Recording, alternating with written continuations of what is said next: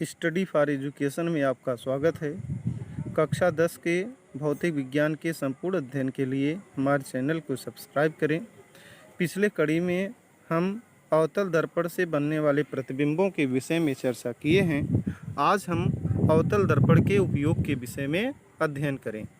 अवतल दर्पण का उपयोग क्या होता है, दैनिक जीवन में अवतल दर्पण के क्या उपयोग हैं, इस पर यदि हम विचार करें तो इसका मुख्य पॉइंट निम्नवत है। पहला, सामान्यतः टार्च, सर्च लाइट तथा वाहनों के हेडलाइट में प्रकाश का शक्तिशाली समांतर किरण पुंज प्राप्त करने के लिए किया जाता है।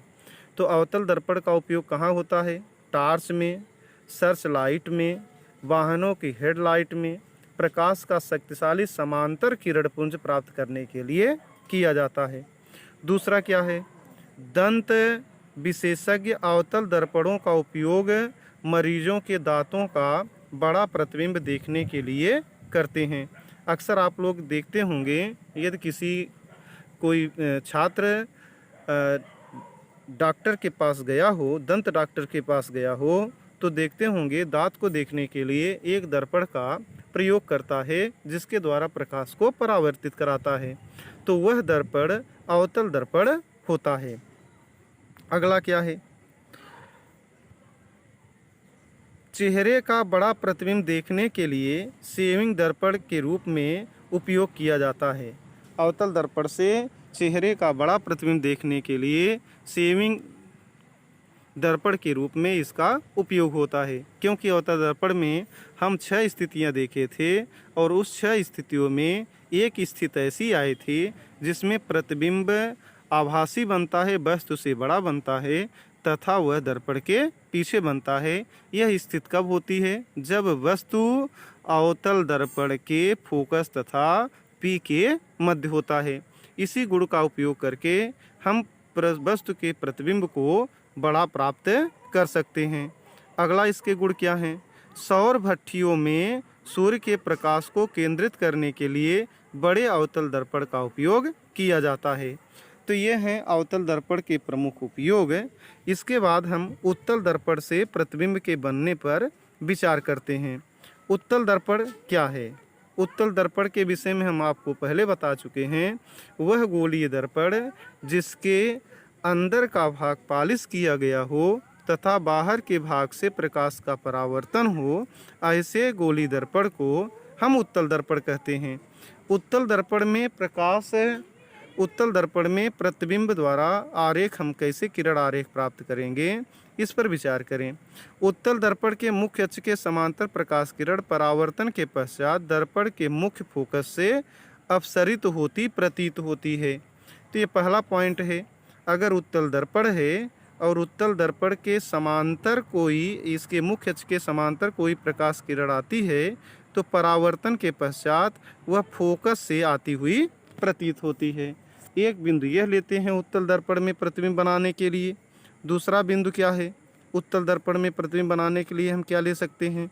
दूसरा है यह कि उत्तल दर्पण के मुख्य फोकस से गुजरने वाला प्रकाश किरण पुंज परावर्तन के पश्चात मुख्य अक्ष के समांतर हो जाता है। जैसे देखें, मान लिया जाए कि यह आपका उत्तल दर्पण है। उत्तल दर्पण में यदि कोई किरण इसके फोकस की ओर आपतित होता है तो यह परावर्तन के पश्चात मुख्य अक्ष के समांतर हो जाता है। अगला क्या है? यदि कोई प्रकाश किरण इसके केंद्र की ओर आती हुई प्रतीत होती है तो परावर्तन के पश्चात उसी पथ पर वापस लौट जाती है। जैसे इस चित्र में दिखाया गया है, यह आपका एक उत्तल दर्पण है। इसके केंद्र की ओर एक प्रकाश किरण आ रही है, तो लेकिन यह इसके पीछे तो जाएगी नहीं, परावर्तन के पश्चात इसी दिशा में वापस लौट जाती है। चौथा बिंदु क्या है? चौथे बिंदु में यदि प्रकाश इसके ध्रुव पर आती है तो उसी कोण पर वह परावर्तित भी हो जाती है। इन्हीं 4 बिंदुओं का उपयोग करके हम उत्तल दर्पण में भी प्रतिबिंब का निर्माण कर सकते हैं। अब चलें देखते हैं उत्तल दर्पण में प्रतिबिंब कहाँ प्राप्त होता है।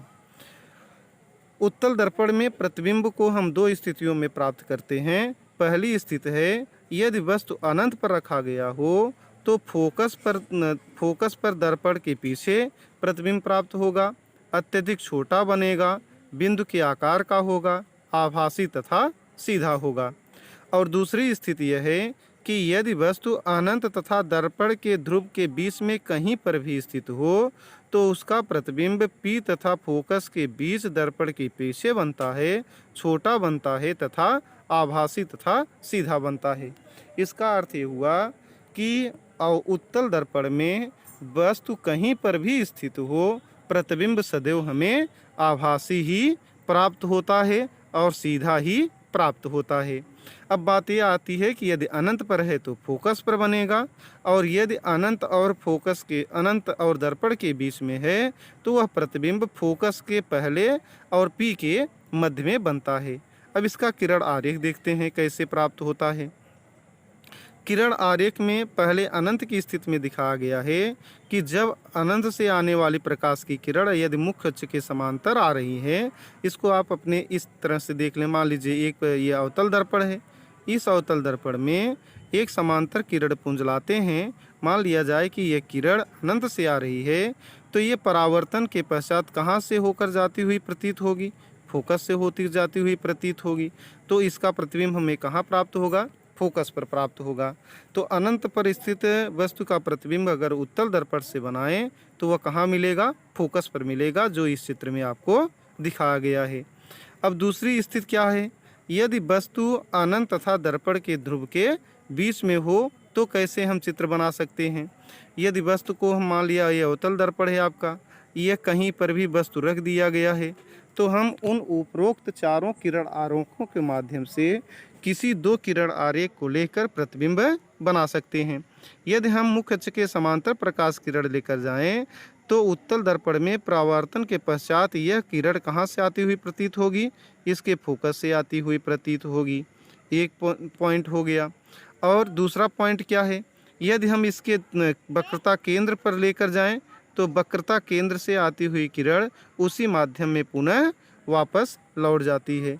इस तरह से हमें जो प्रतिबिंब प्राप्त होता है तो यह P और F के मध्य में ही प्राप्त होता है। तो यह हमें दो किरण आरेख प्राप्त होते हैं उत्तल दर्पण में। कभी कभी प्रश्न आता है कि उत्तल दर्पण में या अवतल दर्पण में प्रतिबिंब कैसे होते हैं? तो उत्तल दर्पण में प्रतिबिंब सदैव आभासी बनता है, जबकि अवतल दर्पण में आभासी तथा वास्तविक प्रतिबिंब दोनों ही प्राप्त होते हैं। अब उत्तल दर्पण के उपयोग क्या हैं, ये देख लेते हैं। उत्तल दर्पण का उपयोग सामान्यतः वाहनों में किया जाता है। इसमें ड्राइवर अपने पीछे के वाहनों को देख सकते हैं। उत्तल दर्पण को इसीलिए प्राथमिकता दी जाती है क्योंकि ये सदैव सीधा तथा छोटे प्रतिबिंब बनाते हैं और ड्राइवर को अपने पीछे के बहुत बड़े क्षेत्र को देखने में समर्थ बनाते हैं। अक्सर आप लोग देखते होंगे साइड ग्लास में, जो वाहनों में साइड ग्लास लगा होता है, वह साइड ग्लास पीछे की वाहनों को चाहे जितना बड़ा हो उसका छोटा प्रतिबिंब हमें छोटे से ग्लास में दिख जाता है। तो वहाँ पर जो प्रयोग होने वाला दर्पण होता है वह दर्पण उत्तल दर्पण होता है। दूसरा इसका क्या उपयोग है? दुकानों में इसका इस्तेमाल सिक्योरिटी दर्पण के रूप में भी किया जाता है। तो ये आप याद रखिएगा, उत्तल दर्पण के उपयोग क्या हैं, अवतल दर्पण के उपयोग क्या हैं, इनके प्रतिबिंब क्या हैं, किरण आरेख क्या हैं, इन सभी चर्चाओं पर आप अध्ययन कर चुके हैं। तो इसका विधिवत आप अध्ययन कर लेंगे। इसके बाद हम आपको गोली दर्पण द्वारा प्रकाश के लिए चिन्ह परिपाटी के विषय में अध्ययन कराते हैं। पहला, बिंब हमेशा दर्पण के बाईं ओर रखा जाता है।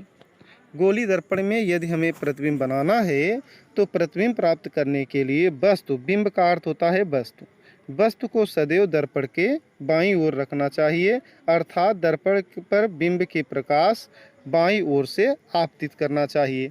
तो किसी पर भी दर्पण पर प्रकाश को किधर से किधर लाना चाहिए? बाएं से दाएं की ओर लाना चाहिए प्रकाश को। पहला बिंदु हो गया। दूसरा, मुख्य अक्ष के समांतर सभी दूरियां दर्पण के ध्रुव से नापी जाती हैं। तो दर्पण के ध्रुव से अगर दूरी नापना हो तो हमें दर्पण के ध्रुव से नापना होता है और वो भी मुख्य अक्ष के समांतर नापनी होती है। अगला क्या है? अगर हम चिन्ह परिपाटी में प्रयोग करें तो जैसे आप लोग कार्तीय तल के विषय में जानते होंगे, यह यक्स होता है, यक्स डैश होता है, वाई होता है, वाई डैश होता है।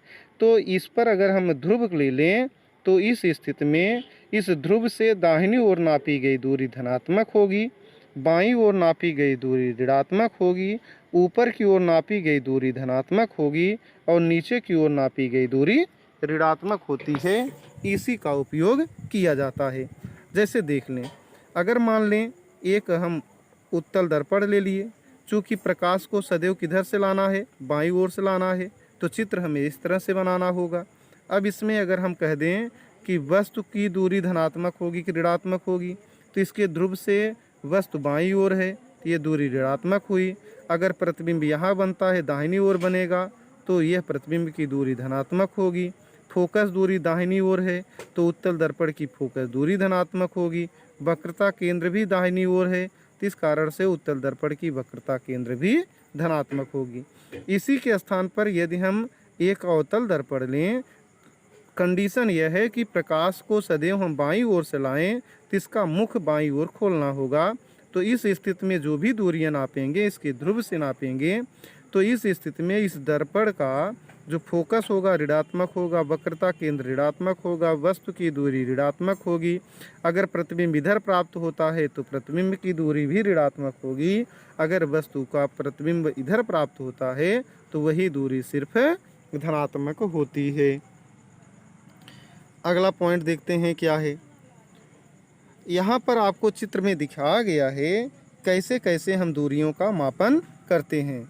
यदि हम इस केंद्र से दाहिनी ओर मापें धनात्मक, बाईं ओर मापें ऋणात्मक, ऊपर की ओर मापें धनात्मक, नीचे की ओर मापें तो ऋणात्मक चिन्ह लेना पड़ता है।